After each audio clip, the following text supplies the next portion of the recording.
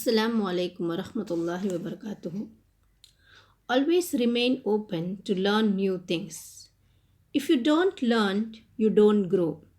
With this thought, I would like to say that you all children must keep learning new things every day to grow in life. So now we have come to the last part of the lesson. I think you guys don't have any doubts in the previous lessons, do you? Now let us make this an interactive class. So I want you guys to send me the recall of the last two sections.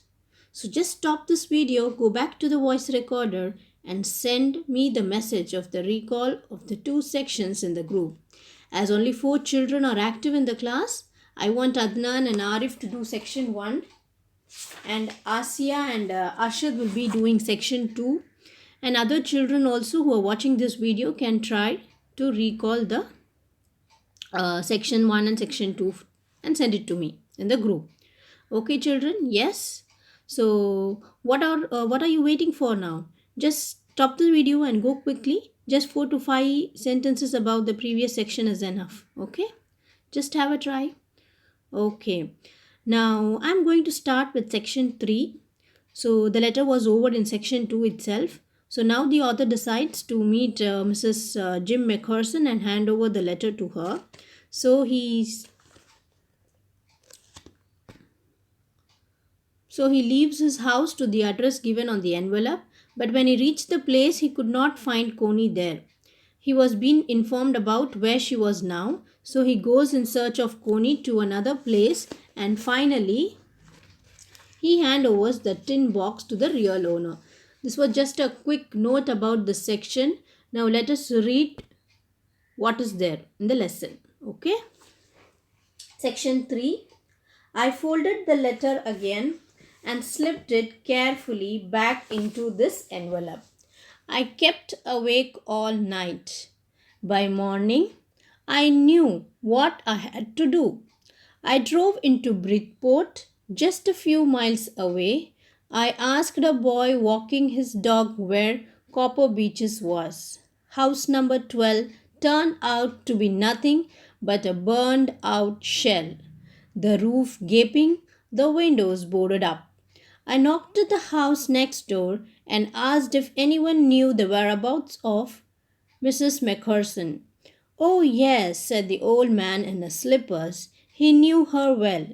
A lovely old lady, he told me. A bit murder-headed, but at her age she was entitled to be, wasn't she? 101 years old. She had been in the house when it caught fire. No one really knew how the fire had started, but it could well have been candles. She used candles rather than electricity because she always thought electricity was too expensive. The fireman had got her out just in time. She was in a nursing home now, he told me. Briglington House on the Dorchester Road on the other side of the town. So in this paragraph, the author is going in search of Mrs. McPherson. So the address was written on the envelope of the letter. So it was in Bridgeport. So he started going there. So as he reached there, he asked few people where was the house. So when he saw the house, it was fully burnt. So he was very surprised to see the damaged house. So he goes to the next door to the neighbor. He knocks there and he's asking about where this lady was. So he was very happily, he was talking about the old lady. She was a very good lady. But I don't know how the house was got fired. So now she is in the nursing home. She was being saved by the fire brigade and she has been sent to the nursing home in the Burlington House on the Dorchester Road. So that place was on the other side of the town. So now he has to go and meet her and hand over this letter to that lady. So the author starts from that place. Now the name of the nursing home was given. So it was like Burlington House Nursing Home. So now it was very easy for the author to find that place. So I found Burlington House Nursing Home easily enough. There were paper chains up in the hallway and a lighted Christmas tree stood in the corner with lopsided angle on top. I said I was a friend come to visit Mrs. Macpherson to bring her a Christmas present. I could see through into the dining room where everyone was wearing a paper hat and singing. The matron had a hat on too and seemed happy enough to see me. She even offered me a mince pie. She walked me along the corridor. Mrs. Macpherson is not in with the others, she told me. She is rather confused today, so we thought it best if she had a good rest. She had no family, you know. No one visits, so I'm sure she will be only too pleased to see you.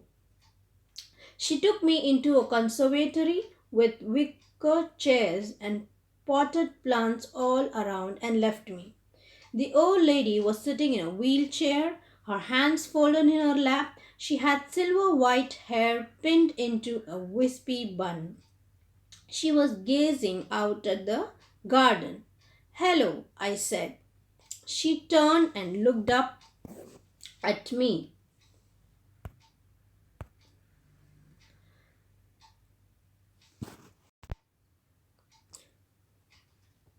She turned and looked up at me vacantly.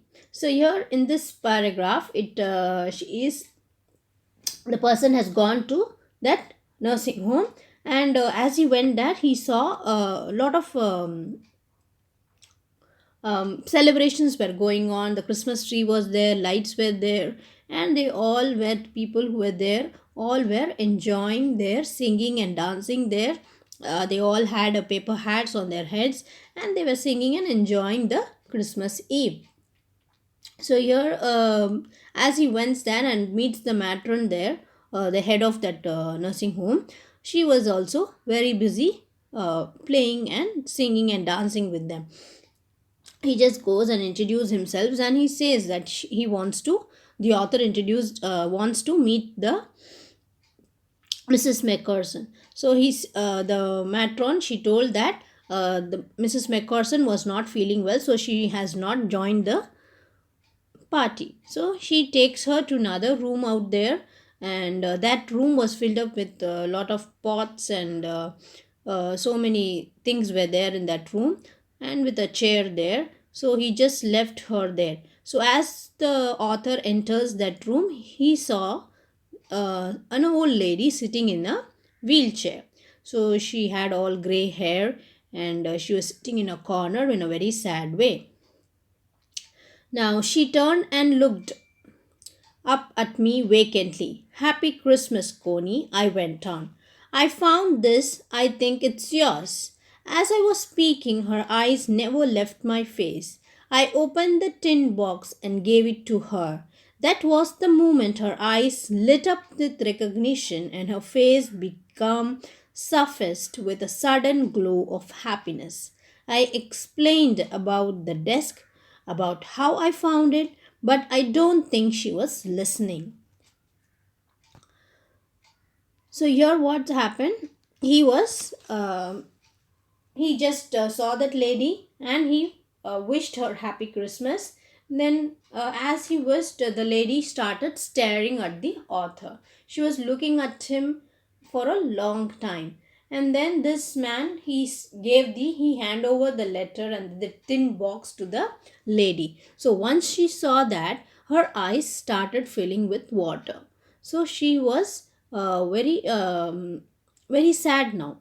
Now suddenly she felt very sad and she started crying a bit. So now the author was continuing, and he was explaining from where he got this box and what happened, all the old incident he was been telling. But this lady was not listening to all this.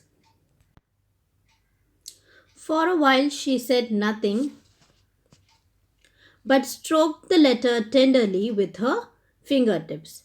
Suddenly she reached out and took my hand. Her eyes were filled with tears. You told me you would come home by Christmas, dearest, she said, and here you are, the best Christmas present in the world. Come closer, Jim dear, sit down.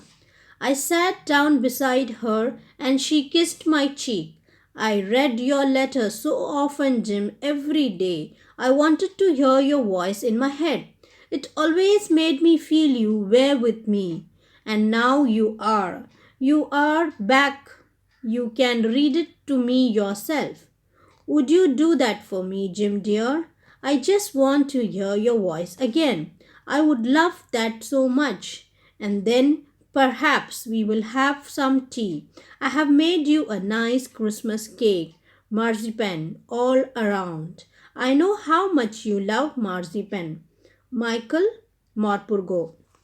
So here the lesson is over. So in this part, he as he hands over the letter, she was very happy and she was feeling very sad. Eyes were filled with tears. So now she was not listening what the author was telling. So after some time, then suddenly she realized something and she hold the hands of the author. So after holding the hands, she started telling Chris, "Hi Jim dear, I was waiting for you. Come and sit next to me." So she made the author sit next to her, and here in this part of the lesson, Mrs. Connie has misunderstood about the whereabouts about the author. She thought that Jim himself has come back with his own letter. So now she's asking the author to read the letter for her, and she says, I want to hear your voice. Just keep reading. This is the best Christmas present for me." As she said, I'll offer you a tea. I'm gonna give you a cake and all this. You just be here with me. So here, Mrs. Macpherson has misunderstood the whereabouts of the his own husband. She thought that this author Michael is her husband. Okay, so with this we have come to the end of the lesson. So I hope you all understood so far what was there in this. So what was the moral of the lesson? What do you learn from this lesson? So it conveys that war and fight only bring sadness and humiliation all around the world. Okay, so apart from sadness and humiliation, nothing is been given, nothing we get from a war. One should generally follow the path of peace for attaining happiness in the world. So to whoever wants peace, so they must be only through peace we can be happy. Okay, with the war and humiliation, nothing we can achieve in this world.